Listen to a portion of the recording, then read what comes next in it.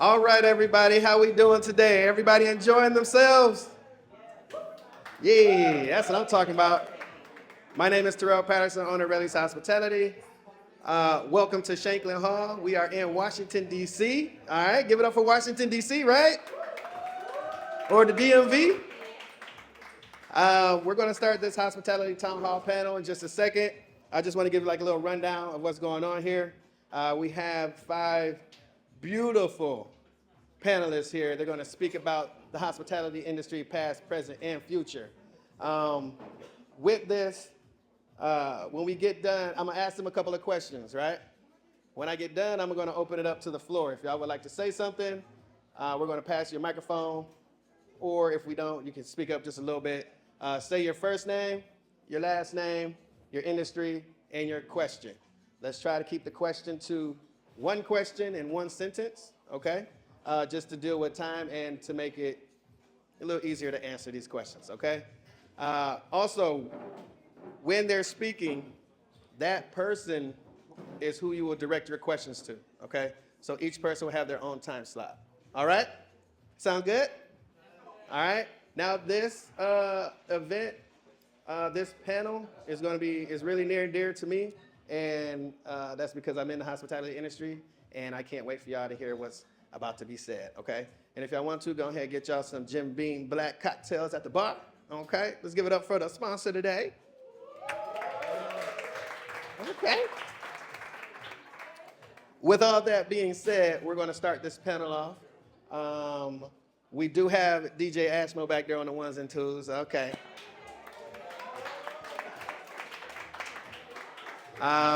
Let's get this thing started. So we're going to jump right into it. Our first panelist is Marcus Diggs. Marcus, hello. How you doing, man? What up, bro? What up, boss? How you doing? I'm all right. Can you tell us about who you are, what you do, and then the hospitality industry, past, present, and future? Yeah, so Marcus Diggs, Washington, D.C. native. A lot of familiar faces in here. What up? How y'all doing? I've been in the industry for the last almost 10 years. I've recently transitioned away full-time, but I'm still working on with different companies and restaurants on some things in a consultant capacity. Most recent project that I'm working on is something that is a passion project for me. It's called Off the Floor. The idea of it is when you think of management and your chefs, when you're off the floor, you're in the back, you're thinking, you guys are working on operations, those type of things. Well, for this Off the Floor LLC, we are looking at bringing together owners, chefs, people of color who are in those leadership positions to really get in the room, network, and really politic.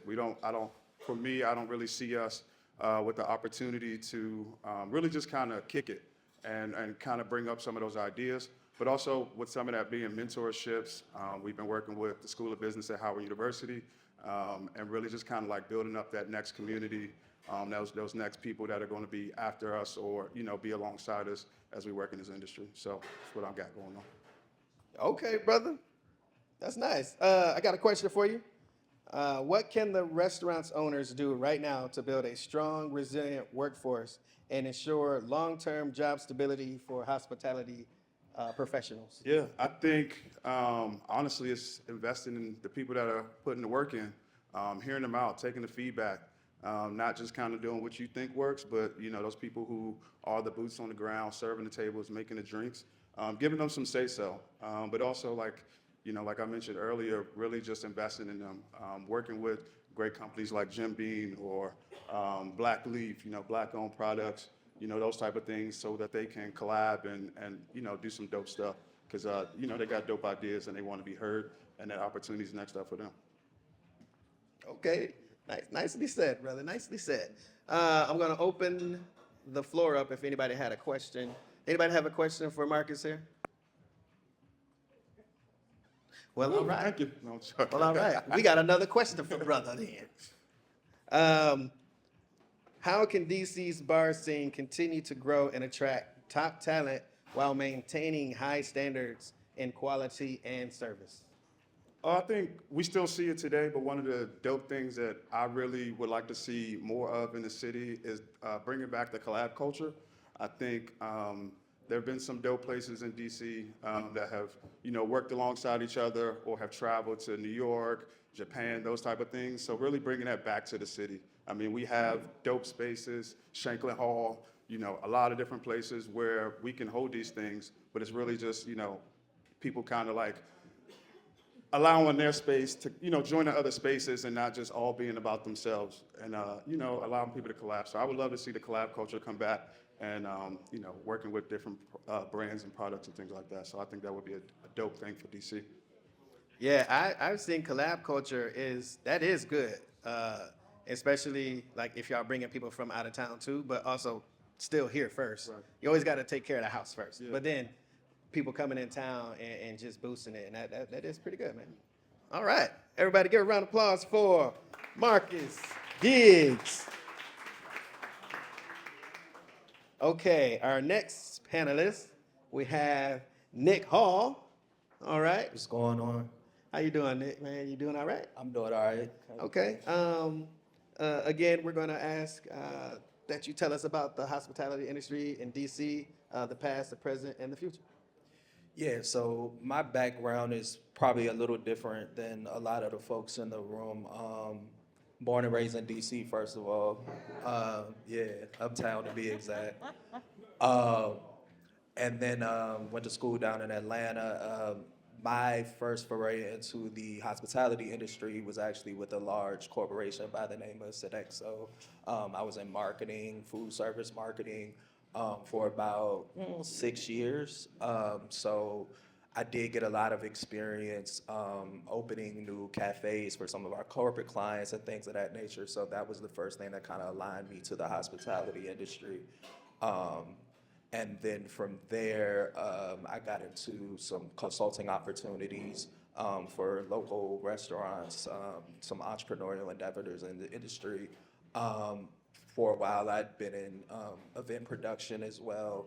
So that kind of led to us coming together as the Shanklin Hall team, which, we did a lot of events at other spaces. And then as of a little more than 2 years ago, we opened this space right here on 18th Street. So, it's been a beautiful experience.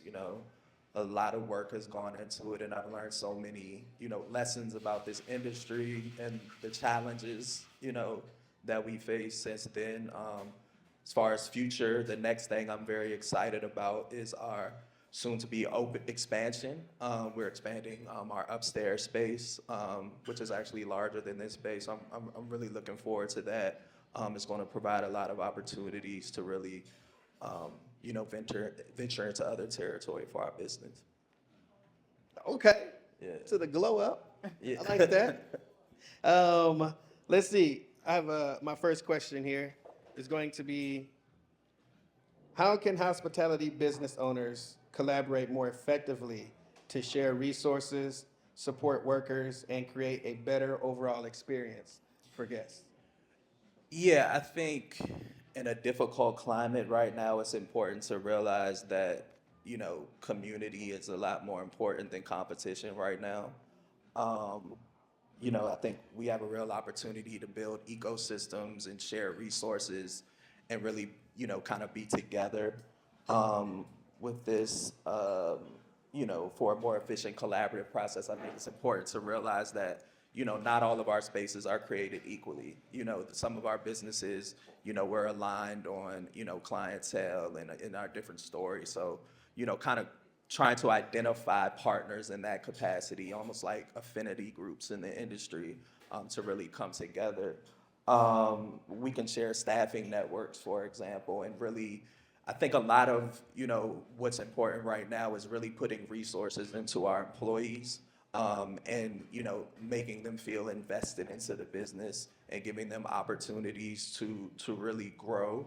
And I think we can do that together.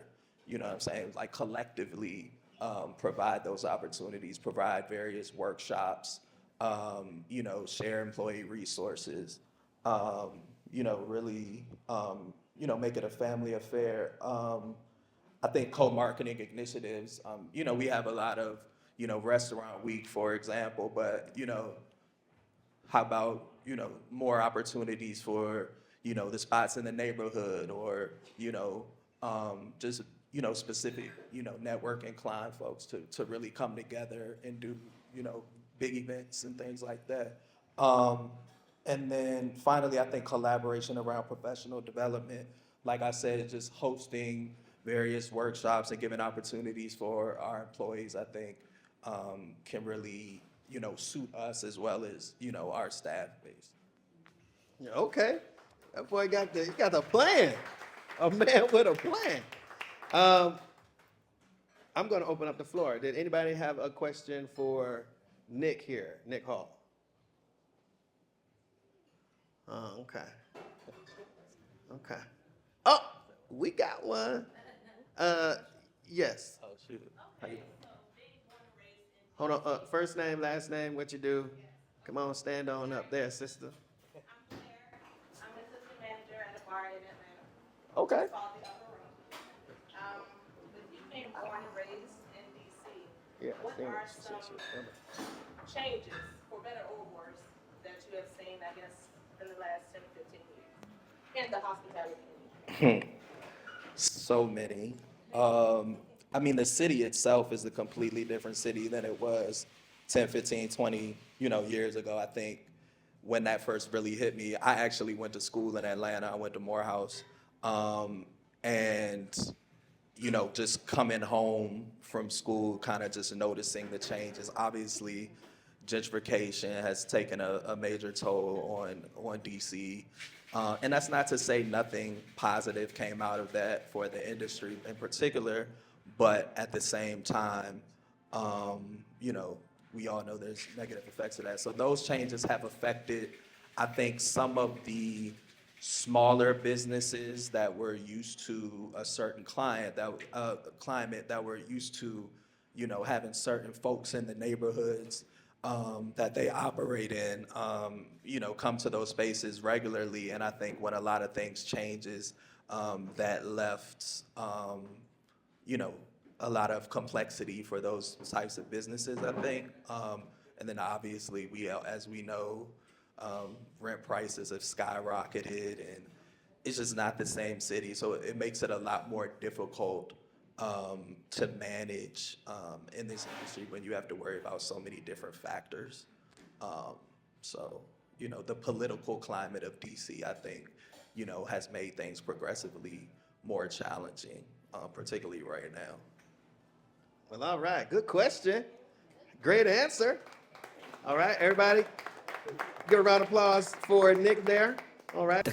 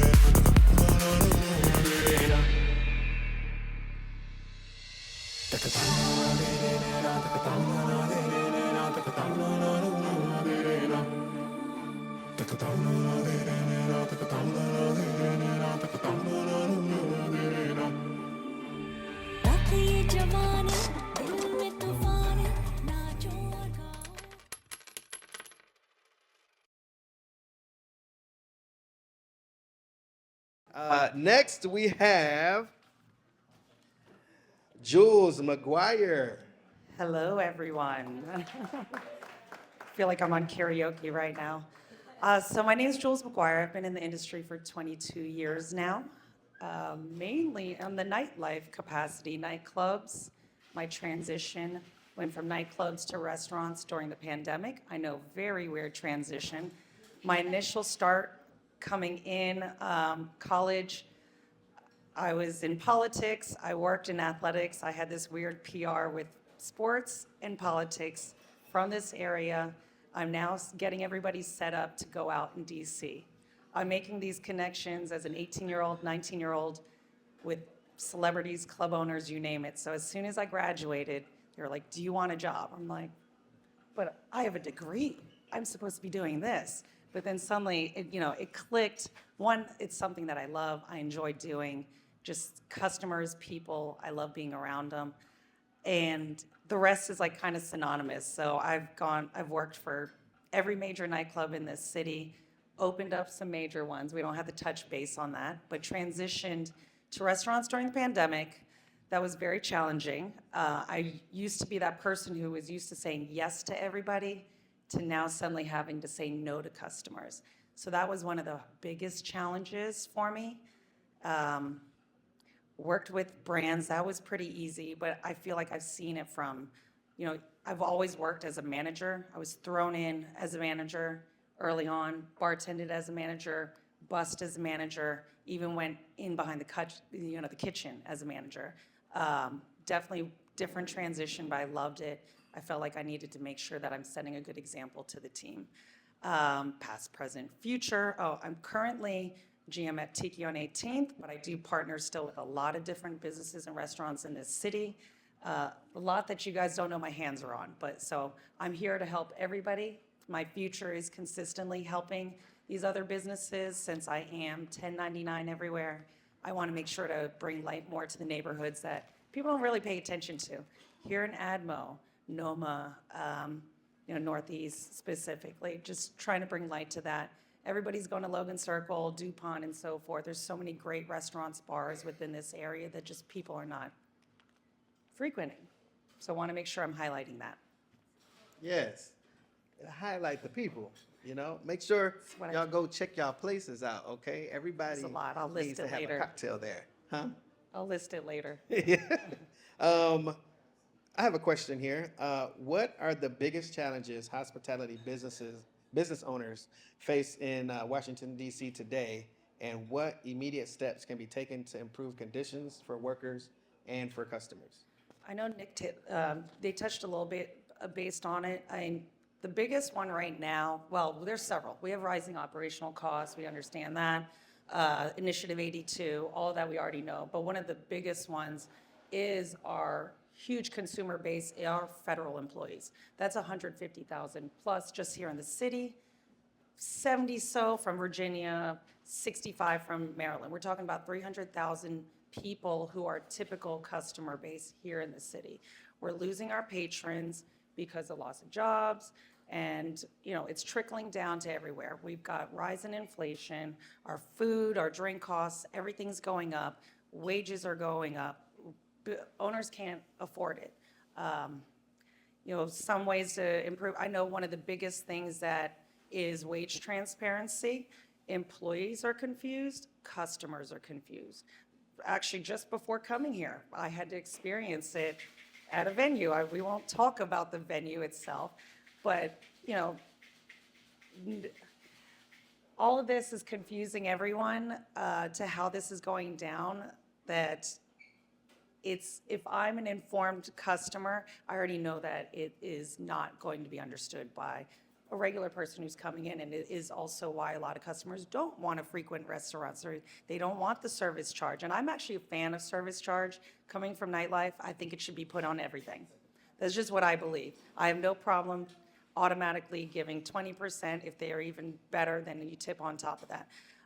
But a lot of people don't. They just don't understand that. So trying to get them to feel comfortable in the space, and then, this wage transparency is a big one for it. Yes. You know what's the big one for me?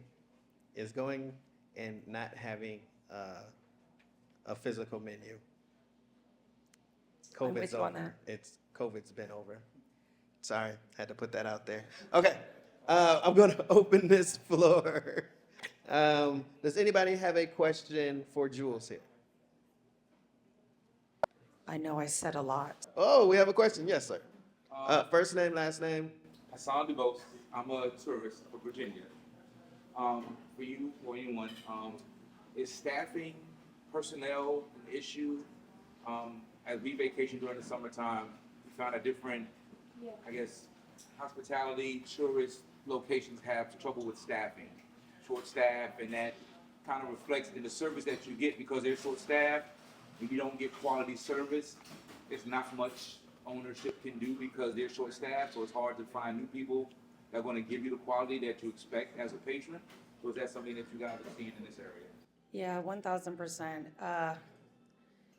You're trying to maintain your expenses and costs, but the revenue's not coming in, so you end up cutting staff. Now, managers and owners are filling in on the floor. They don't know how to serve. They don't know how to make drinks. It's trickling down to the customer. There hasn't been a win-win on it right now. We're hoping the repeal of Initiative 82 is going to be helpful, but there's too many factors in play. We need to get the customers back in. We need inflation costs to go down. There's just too many factors to play on just that. But yes, you guys are feeling it ultimately. I know we're all feeling it. And if any managers and owners are in here, we have to cut the staff just to keep costs. We're like, ugh, we've only had 3 customers in since we opened. I got to send everybody home, but now a party of 10's come in. I only have 1 cook back there. I have no runner. I have no busser. So it's going to be felt regardless. We try to over communicate with the guests who are in as well as the staff, and also staff to make sure whoever's working can fill in. But newer employees, they're not ready to fill into those spots. So that's also another challenge. They're running the old skeleton crew, but really Yeah. beyond the skeleton crew. Well, thank you, Jules. You're welcome. Over 20 years in the hospitality industry has taught me there are a million little things that make one great experience, and we don't miss one of them. Through our competitions at our events, at Relly's, we provide premium, fully trained bartenders and nationally ranked mixologists, premium beverage services, and event management. I've serviced over 350,000 people with A-list clientele, joined the NMSDC, National Minority Supplier Diversity Council, and started the largest series cocktail competition in the United States. I'm just a proud Flintstone guy from Michigan on a mission to create the best experiences for our clients. This is Relly's New Year 2022. We're at the Omni with the Peach Bowl Inspired Cocktail Competition. We're often imitated, but never duplicated, because at the end of the day, at Relly's Hospitality, we only know premium.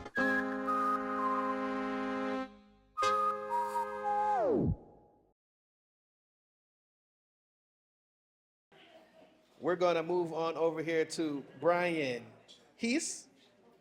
I've been working on that. Nailed Brian, it. please introduce yourself, what you do, and then hospitality industry, past, present, and future. Yeah, my name is Brian Heese. I am the East Coast brand ambassador for James B. Beam Distilling Company. So that means I represent all of the American whiskeys that are made out of Kentucky with Jim Beam, including some of these beautiful products we're tasting tonight, eh? I am also a over 20-year veteran of the hospitality industry. I think I'm pretty close to 25 years at this point. And the way I kind of look at the past, present, and future of hospitality is that there's a lot of great opportunities in front of all of us now, but in the past, when I first started in the industry, the information wasn't out there. I had to seek it. I had to have a mentor. I had to, look up to somebody to show me the ropes. The first bar I bartended, or first bar I worked at, was a bar back at my aunt's neighborhood bar, and I was washing dishes, just chopping it up with the customers, learning how people drank, learning trends and things like that. Parlayed that into more of the present tense, where there is a lot of information out there. Brands are providing education. There's books that are written. There's TV shows that you can watch. There's all these great things where there's information in the industry, but you still kind of have to seek it out. And what I'd like to see in the future of the industry is kind of take all that initiative and then bringing back more mentorship. My mentors are near and dear to me, and I've mentored others as well. And it's so great to see them thriving and doing great things in the industry. So I really think that we have the opportunity, the information's out there. There are people that have all of this knowledge in their heads to, one, share it if you're that person, and two, seek out that information from those people as well if you don't already have that information. So that's what I like to see. Okay. Well spoken, sir. I have a question for you. What role do brands play in supporting DC's hospitality industry, and how can partnerships between brands and businesses drive better working conditions and guest experiences? Yeah, I mean, I got kind of teed up with everything that was said here with everybody ahead of me, so it's really special. I get to work under this umbrella of a brand that's under advocacy. And so advocacy means is I'm not in here trying to sell you cases of whiskey or anything. I want you to fall in love with the brands. I want to pass along the stories and the history and the legacy of all the products that we create out of our distilleries. But in advocacy, that's not just advocacy for our brands. We're also advocates for you all. We want to see your dreams come to life. So when we're talking about partnership and collaboration and all these things, bringing pop-ups out of the major cities and big cocktail conferences back to DC and things like that, we're your resources for that. I happen to work for these brands and cover DC and all of the East Coast. So if anybody's got any ideas, always feel free to reach out, have a well-crafted idea and how we want to bring it to life and execute it. We have dollars to put towards your hopes and dreams, and we want to be advocates for you in the industry and help you continue to grow and, again, bringing things to life. See that? Well-crafted.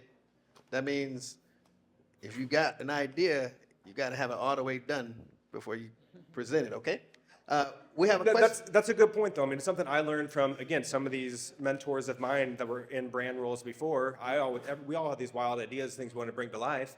But one time somebody sat me down and just taught me how to write a proper proposal and deliverables, because you come and pitch me something, while I might be in love with that idea, I got to pitch it to my bosses and leadership and everything like that. So, we really need to hash it all out before it comes on our plate. But that being said, we're here to collaborate on those things and help get you to that point. And again, my goal is to bring your things to life. Ideally, we fall in love with our brands that I represent, but I want to see your hopes and dreams come to life as well.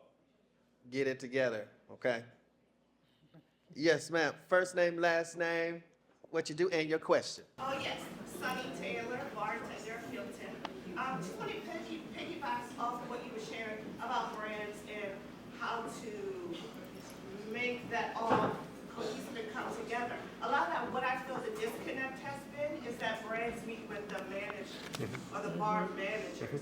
And then that never trickles down to your bartenders and your servers who can then communicate. This is great. I sampled it for myself. Sure.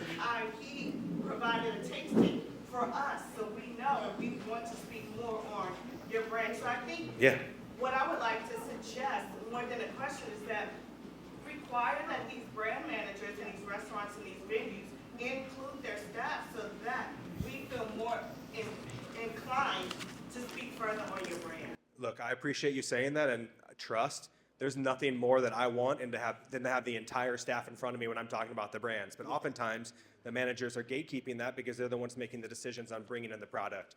One thing that I love that I get to do in my role in the industry is that I get to come in and teach those master classes. And not only a master class on my whiskey, but greater depth and knowledge of the category as a whole. So we can tie it all back to my brands, but I'd love to teach you about the science of distillation, of barrel aging, of what the laws of making bourbon are, all these great things. These are things that we have and we would love to pass on. So I love that you mentioned that. And just know that one of the key goals and things that I'm tasked for in my role is doing exactly what you're looking for. So knowing that, I'd love to come by and talk more with your team about that. But yeah, unfortunately, sometimes the decision makers don't necessarily pass it all along. But trust, we want to speak to the whole team. That's really what we're looking out for. And kind of not in line with what you were saying, but kind of what I said earlier and what you're all talking about with like collaborating and pop-ups and things like that. I mean, there's a lot of pop-ups happening nowadays, and I have a beef with a couple of things that happen. And the main thing is that in a pop-up, I want to experience, and say I'm popping up at your bar. I want the guest to experience what my bar does at this pop-up situation, and not just being the cool bartenders behind the bar throwing out drinks, but want to embody and bring that establishment to other establishments. So I think it's really important as I continue to look at sponsoring partnerships and pop-ups is that we want to throw a great big party and everybody come and have fun, but whatever that bartender or bar that's popping up, I want you to feel and experience whatever they're bringing to the table more than just a drink across the bar. And I'm talking ambiance, lighting, sound, everything. So yeah, we have the ability to dig into that and really bring some great things to life outside of the major cocktail conferences like Terrill and whatnot. We can do that in local market too. So that's a big initiative for me. Look at that. From your lips to their ears. Okay. Yeah. Thank you. Hold on. We ain't passed the mic yet. Keep that. That's a hot mic. Let's see. Does anybody else have another question? My bad. Anybody have a question? No? All right. All right. Now we can pass it on Thanks, y'all. over. People. They're good. Good for laughs, for snorts, for cries, and goodbyes. People are good for doing nothing or getting up to something. People are good for squad goals and squad. People are good for these kinds of cheers and these kinds of cheers. People are good for you. Jim Beam, best enjoyed together.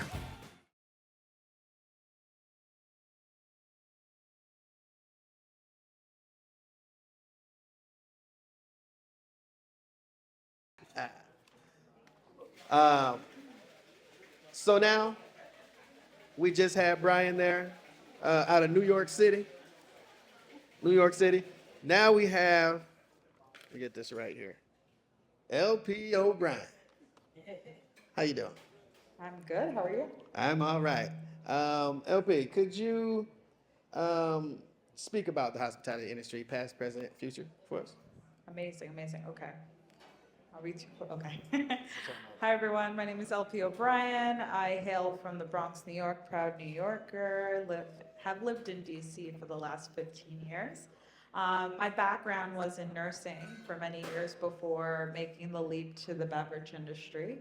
And yeah, it was probably the best decision I ever made. I was really focused on the experience that the bartenders were providing me with early in the day, and how they made me feel. And I, you know, being on the other side of the bar and being able to experience that in a very genuine way was extremely impactful for me. And so, you know, frequenting Columbia Room and the Passenger in 2014, I was like, well, I want to do that. So I went to Derek and was like, I want to bartend. And he's like, you can have an interview. And I was like, cool.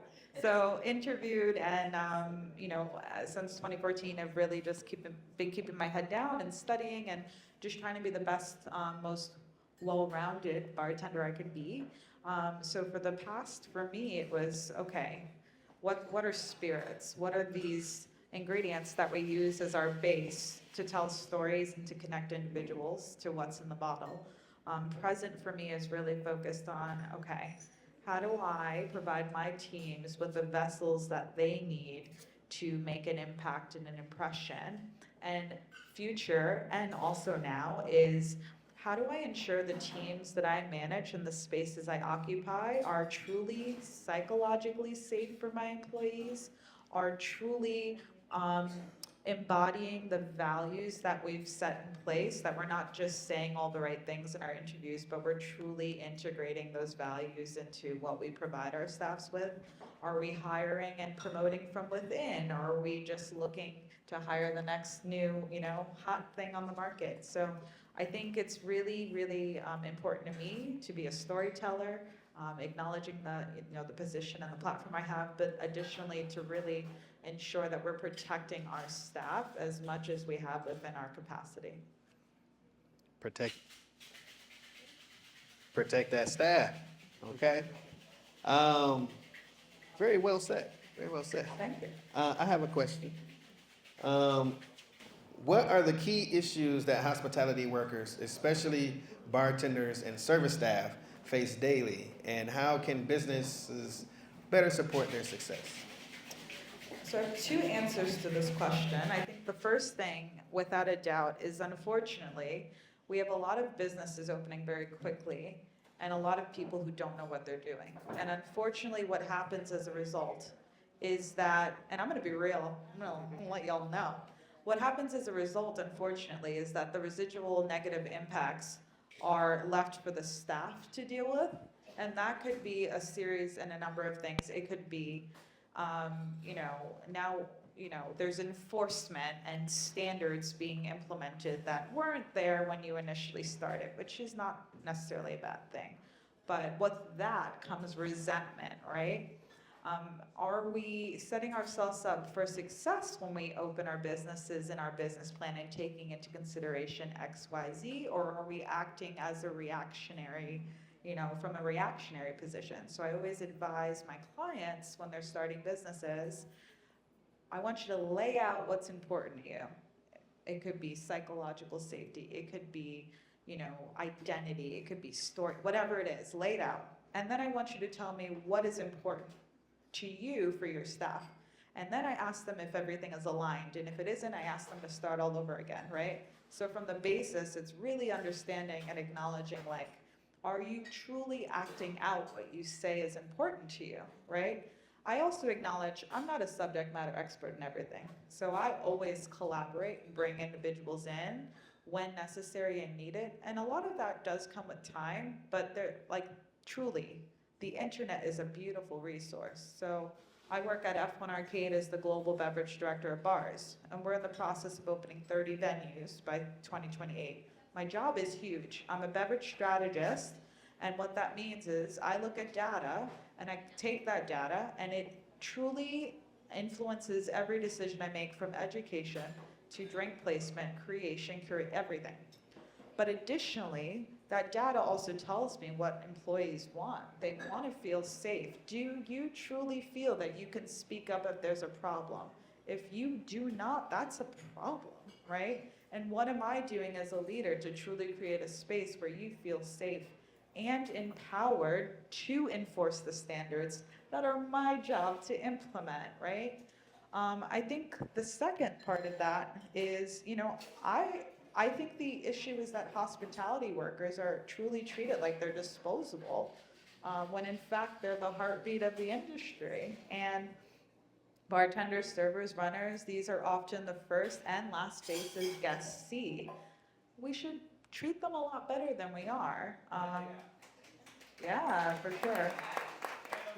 You all, carry the emotional weight of every service, whether it's bad or good. That could be a Yelp review, a rude guest, covering a shift because someone else called out. And we know we're seeing a lot more of that now than ever, especially in a period when social media is like taking over. So, I think things that as a consumer people need to really consider is, you're doing that and you're smiling through it, still providing the best service you can provide, shaking drinks, remembering to say, of course, my pleasure, thank you, you're welcome, and you're still mistreated, right? So you're getting it internally, you're getting it externally. Where's your outlet? So I think I'll conclude by saying, I've been there. I've worked doubles. I've been sick because I can't, afford to take a day off and I have to work. I gave birth and I had my computer on my lap 5 minutes later because I needed to get my job done, And I think what I leave you all with is, if you are in spaces where you don't feel like you can speak up, ask yourself why. Feel empowered to speak to each other and address the issues in a professional manner and way. And don't be afraid to leave if it's not the space for you. Because there are a lot of bars and places that you can work at that will treat you way better, You are. Sorry. You are somebody. For real and for real. Okay? I'm for real. If y'all know me, I'm for real too, though. I mean, just hit just like that just now. But, okay. Yeah, that was a lot. No, that's good.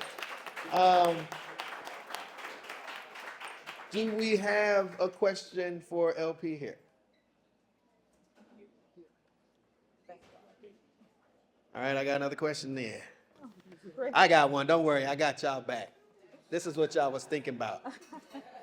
How can training programs, mentorships, and community-driven initiatives help elevate the level of hospitality in DC and in other major cities? I promise the answer will be short for this one. So I think when we think of training, it's often, okay, how can you make the best drink? Because people are very fixated on like margins and how they're going to make their money back. But I think it's more than that. It's about building people who feel confident and empowered and psychologically safe and also capable of growth.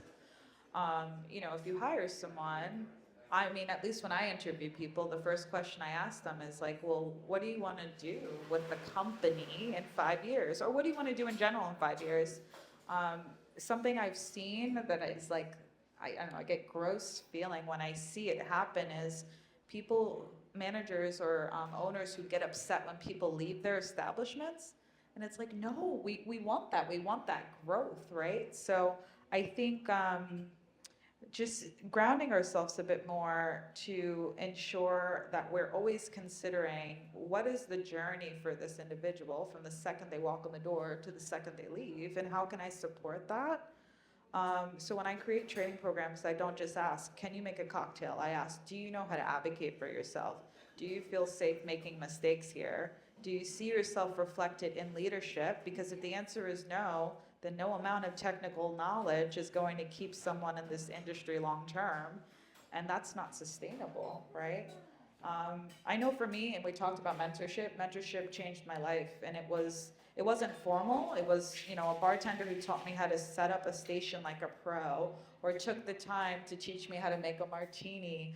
That rep that came in and taught me to make a martini, or, someone who just questioned my batch sheet and said, why is your batch sheet in mils instead of ounces? And I was like, whoa, that's a great question. And being open to that feedback, I think, is where the growth really comes in. And that peer-to-peer mentorship is extremely important as well. It's not always someone who's older, more experienced.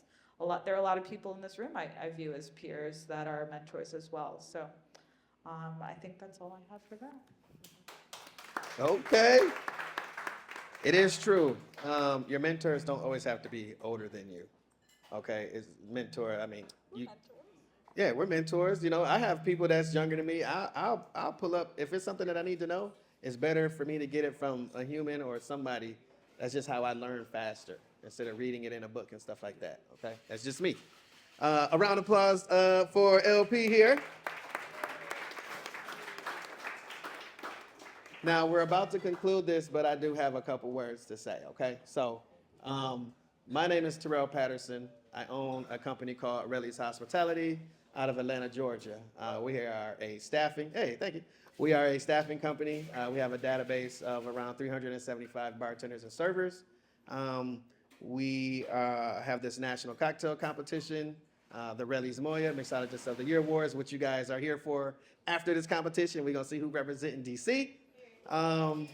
But this was a passion project for me. First, it just started in Atlanta with, we had the World Cup coming up, and I wanted to see where everybody's head was with it, but not just the owners of the businesses or the guests. I wanted to see what the heartbeat, what the workers had to say. And we got so much feedback there that I started adding this before the competition, because just like Brian said here, we can have fun all day. We can slang drinks. We can drink. We can have fun, turn up, DJ, all that stuff all day, and then go home. But in order to have some fun, you got to at least learn something. You got to take one thing home at least, okay? So hopefully y'all got something off this panel. And if not, I got something for you, okay? So I'm going to do my past, present, and future for y'all, okay? The hospitality industry in the past, to me, was great, okay? I came through, I was working hard. You really had to work to get to where you're at. Not saying that you guys have it. I'm just going from Atlanta's point of view right now. There was those times where I wanted to get behind the bar, but the restaurant that I worked at, I mean, the bar was so deep, we were so busy. Nobody, how you know when a bar is popping is when the staff don't turn over, okay? I had to wait till somebody got sick and just hope they stayed out. I'm sorry. But for me to get behind the bar, one person got sick, another lady, she was cool as heck, but she had got pregnant, so she was on maternity, and then the other person got in an accident and broke their foot. And then I was sitting there like, They had to, because I was on their heads. But it took a while for me to get behind the bar. But that's how it was, right? The training, I had to train like a mug to get behind the bar. It wasn't just about slinging a drink. It was about knowing the menu and then knowing guests and being, knowing what someone is going to do before they actually do it, right? Encompassing all of that. And then the cleaning too. You got to clean up after that. But while you're doing all these steps, that's automatic hospitality, right? When you go through your training and you know what you're talking about, so when people come in, they're very confident, you're very confident when they ask you a question, okay? They listen to you. When you're confident behind the bar, when you have your training, when someone walks through the door, you're welcoming. You're asking them how their day is, and you're suggesting what could make their day go better, okay? We don't want it to go worse. You know, I know some of y'all out there be making it go worse, but it's okay. But always thriving to try to help people feel better. That's how it felt to me before. Then we had the COVID stage, right? And leading up into the present, I combine it all because when COVID happened and everybody was at home, everybody left the industry, but people were still going out. We were the essential worker all of a sudden, right? All of a sudden, we need the hospitality industry to go and make sure everybody can eat and make sure everybody can have a nice cocktail in their local neighborhoods. And that's when people were going to those neighborhood bars and going in having drinks and starting to talk to the bartenders and the owners. You know, that it felt more community driven then, right? Then we came out of COVID, okay? And we still stuck where we was in a sense, all right? There's a thing where I was saying earlier, it's like, if you came in with no training and you're making $300-400 a day, 3 years later, I come and talk to you and tell you, hey, you need to do some trainings and get back into it. Are you gonna go do some trainings and you making $300-400 a day, or do I look like I'm crazy, right? So with all that is nobody actually, well, not nobody, a lot of people have, but a lot of people have not tried to better themselves in this industry. This industry is a lot more of just somebody coming in and you serving them a cocktail. Hospitality is everywhere in everything that you do in every facet of life. When you go to the bank, that's hospitality when they open the door and they bring you in. Depending on how much money you deal with the bank, determines on how nice they are to you. Trust me, okay? It ain't always about the loan, it's about the other stuff. But leading into the biggest thing that I wanted this panel to really talk about is the future of hospitality. Now, we know we have the World Cup coming. That's where this all started from, right? Are y'all getting any World Cup games? Yes. Ouch. But it's okay. You know, we might need y'all help down in Atlanta or New York or LA. If y'all know y'all friends, go ahead and travel out there. But Official sponsor is Jim Beam. the official sponsor is Jim Beam, if y'all didn't know. So let's give a round of applause for Jim Beam. I'm almost done here. I'm almost done. I'm gonna just jump because I'm kind of running over, right? So we're getting the World Cup, and the United States is going to be on a world stage for hospitality. In a sense, we kind of embodied hospitality here in the United States. When people travel in, you know, all that tipping and all that service that we're doing, that's engineered from us helping people. I'm from the South now, all right? I'm still from the D, but I'm in the South now, so I have that Southern hospitality. When people come into my city, I want them to feel like they came to the U.S., they came to Atlanta, and they came to see me. All right, I want them to leave like 5 and 10 years from now. I went down to the A. I met this guy named Terrill the Terrible. He made me these cocktails. That's my nickname, everybody. He made me these cocktails. He made me feel warm and loving, and that memory, okay? The one thing that you will take with you wherever you go, if you do pictures, if you have fun and all that, is your memory. Think about where y'all been the last couple weeks. You only remember the good stuff. Well, I mean, you remember some bad stuff, but you only remember the good stuff, and that makes you want to go back to that city or that town. Whenever you go traveling, if you go to that same space more than once, you tend to go to the same spots that you had a great time with, right? We need to start doing that everywhere, in every aspect. We need to make the guest, the owner, and the worker all family together, all right? And that's very hard to do. It will take some time, but if everybody respects everybody and everybody trains together and everybody tries to move themselves and their brand of themselves forward, then the whole industry and the whole community will move forward also, okay? That's all I have to say. I am very happy that you all were here, and this was my last panel for the hospitality industry, past, present, and future. I'm glad I got to end it here with all of you, this wonderful panel that I have here, and I just wanted to say thank you, everybody. Now, oh yeah, go ahead, clap. Go ahead. Oh, I will add, does anybody have a question for me? Oh, the bathroom. So if you turn around, I'm gonna make this as short as possible. No, I'm just kidding, it's in the back. So now what we're about to do, everybody, thank you all. We're about to have a very good time. This was the learning part, okay? I hope you grabbed a little something out of this. And now we're about to turn up DC style, because now we got Relly's Moya 2025, season 6, competition number 61 about to go down, presented by Jim Beam Black. DJ Ashmo about to turn up in this bad boy. We about to get these drinks. We in Shanklin Hall. The kitchen is open. Order some food. Wait, the bar is open. The kitchen is open, but you got to order that yourself. And we about to turn up. DJ Ashmo, we got DJ 5-Star out here hosting today, and this thing about to go crazy. I'll see y'all. Thank you.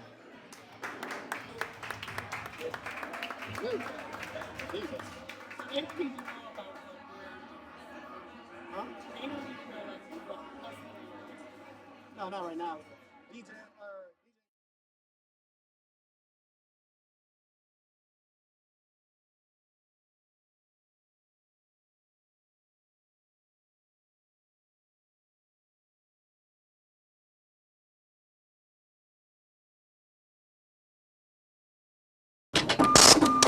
Those eyes, man.